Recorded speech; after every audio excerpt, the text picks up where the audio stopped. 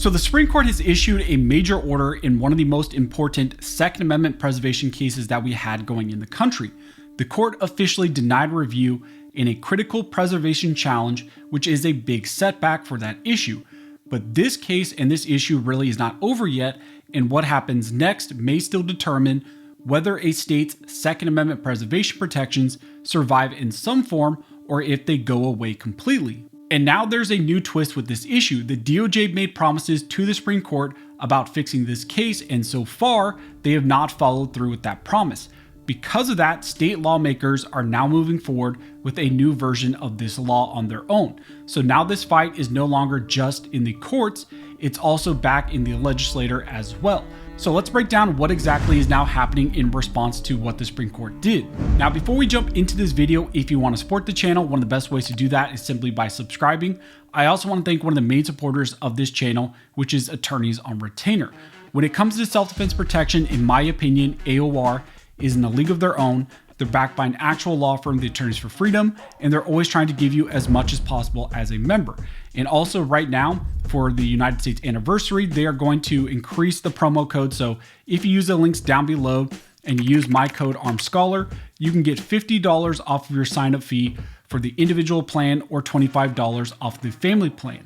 So if you've been following the channel for a while, you know that we've been covering the Missouri Second Amendment Preservation Act, or the SAPA law, for a while, and its multiple attempts to get Supreme Court emergency intervention. This law was passed back in 2021 and was Missouri's attempt to draw a constitutional line in the sand and say that we as a state are not going to enforce some of these unconstitutional federal laws. The law said that Missouri's officers, agents, and resources cannot be used to help enforce federal gun laws that violate the Second Amendment.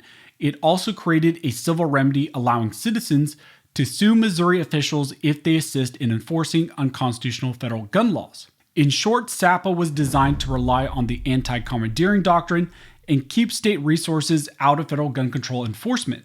Now, the Biden administration immediately challenged that state law. They challenged the SAPA law in federal courts, and on review, a district court struck down the law entirely.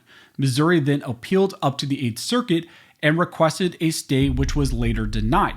Missouri then, for the first time, went to the Supreme Court seeking emergency relief. However, the Supreme Court on review denied that stay request and issued an 8-1 vote, with only Justice Thomas voting in favor of the state of Missouri. Now, after that, this case went back down to the 8th Circuit, who then issued an expedited review of this case in a new ruling, and once again, they ruled in favor of the government, striking down the SAPA law entirely. That then led Missouri for the second time to go to the Supreme Court on an emergency basis, asking them to review this issue and to protect Missouri's SAPA law. Now, here's where things started to kind of go wrong. The Supreme Court once again decided to deny review to Missouri's SAPA challenge, and that denial is now final. By the time this case reached the Supreme Court, the Trump administration had taken over, and while the Trump DOJ continued to argue that parts of the SAPA law are invalid, they made a critical concession. They told the Supreme Court that if review was denied and the case returned to the lower courts, the federal government would agree to narrow the scope of the injunction. Specifically, they admitted that the lower court's ruling may have gone too far and improperly blocked applications of the SAPA law that merely involved non-enforcement, which is protected under the anti-commandeering doctrine. They told the Supreme Court that they would acquiesce in narrowing the total injunction and the total judgment that was issued in favor of the Biden administration if this got back in the hands of the lower court. However, while this case was still pending in the Supreme Court, Missouri warned the court about this exact scenario. They argued that the DOJ's concession was exactly why review needed to be granted in this case. They also expressed concerns that once review was denied by the Supreme Court, the federal government was not necessarily bound to have to follow through with those promises, and they can go back on those. But unfortunately, the Supreme Court took the DOJ at its word and denied review. Now, here's the problem. Months have now passed after that Supreme Court denial, and the Trump DOJ has not yet moved to lift or narrow that total injunction against SAPA. That raises some serious concerns about whether those promises were actually going to be honored or if they ever intended to actually keep that promise. Now, because of that inaction, Missouri lawmakers are now not waiting any longer. They're taking the matters into their own hand and trying to do something on their own. There are now multiple SAPA 2.0 bills introduced in both the Missouri House and Senate, all trying to revive some version of the SAPA law. And that is important because this shows this is not just a symbolic effort, this is a full legislative push with competing versions of the SAPA law. And they're arguing, different versions maybe should pass, but really they're just throwing a bunch out there to see which one gets the most traction. Now, even though there are multiple versions of bills that have been proposed, it really comes down to two main versions in the Senate. You have Missouri Senate Bill 858 and then Senate Bill 955. These are bills getting the most attention and kind of traction right now, and they're really getting the most backing. And so those are the ones that I want to focus on and talk about. Now, it's important to note that each of these bills takes a different approach with the hope that at least one of them will stick and pass. First, you have Senate Bill 858, and this was, what many are calling the true successor of the original SAPA law. It kind of keeps the core idea intact that Missouri officials cannot help to enforce federal gun laws, but it also still included some strong enforcement mechanisms like civil penalties against agencies that, violate this law, legal consequences for cooperating with federal enforcement. So this is kind of the more aggressive version of the two bills. It tries to stay within the anti-commandeering limits, but also still push hard against federal involvement and kind of keep a lot of the core of the original SAPA. But then you have Senate Bill 955, and this bill kind of takes a different approach.